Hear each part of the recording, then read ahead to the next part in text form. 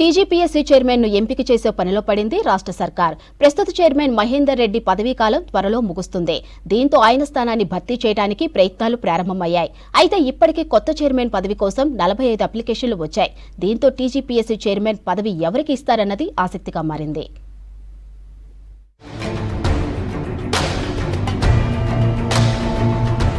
ఉద్యోగాల భర్తీలో Telangana public service commission ది కీలక స్థానం. ప్రస్తుతం టీజీపీఎస్సీ చైర్మన్ గా ఉన్న మహేందర్ రెడ్డి పదవీ కాలం వచ్చే నెల 3న ముగియనుంది.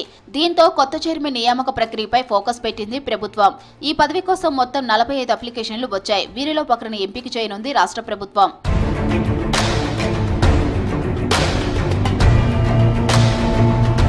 సీఎం రేవంత్ రెడ్డి ఈసారి బీసీలకు టీజీపీఎస్సీ చైర్మన్ పదవి ఇస్తారని టాక్.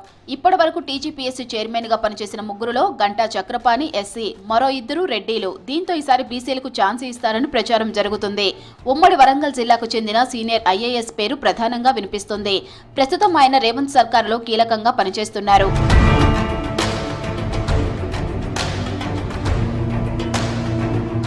టీజీపీఎస్సీ చైర్మన్ పదవి కోసం భారీగా పోటీ ఉంది. కొందరు సర్వీసులో ఉన్న ఐఏఎస్ అధికారులు, రిటైర్డ్ ఐఏఎస్లు, ప్రొఫెసర్లు పోటీ పడుతున్నారు.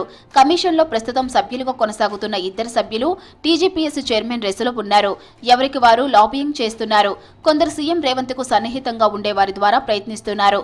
మరికొందరు ఏఐసీసీ పెద్దల ద్వారా లాబియింగ్ చేస్తున్నారు.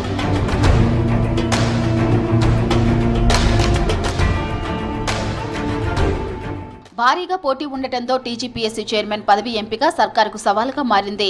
నిజాయితీ గల వ్యక్తిని, ఎలాంటి ఆరోపణలోని వ్యక్తిని టీజీపీఎస్సీ చైర్మన్ గా ఎంపిక చేయనున్నట్లు తెలుస్తోంది. ఐఏఎస్ అధికారి చైర్మన్ అయితే బాగుంటుందని సీఎం భావిస్తున్నట్లు తెలుస్తోంది.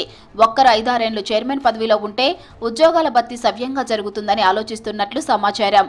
రాష్ట్రంలో ఐఏఎస్లు కొరత ఉంది. సీనియర్ ఐఏఎస్లు తక్కువగా ఉన్నారు. ఉన్నవారికి 3 నుంచి 5-6 శాఖల బాధ్యతలు ఉన్నాయి.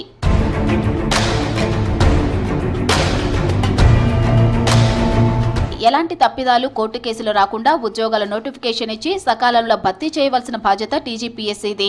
దీంతో చైర్మన్ ఎంపికపై సీరియస్ గా కసరత్తు చేస్తుంది ప్రభుత్వం. అధికారంలోకి వచ్చి ఏడాది కాకముందే 50,000కు పైగా ఉద్యోగాలను భర్తీ చేసింది రేవంత్ సర్కార్.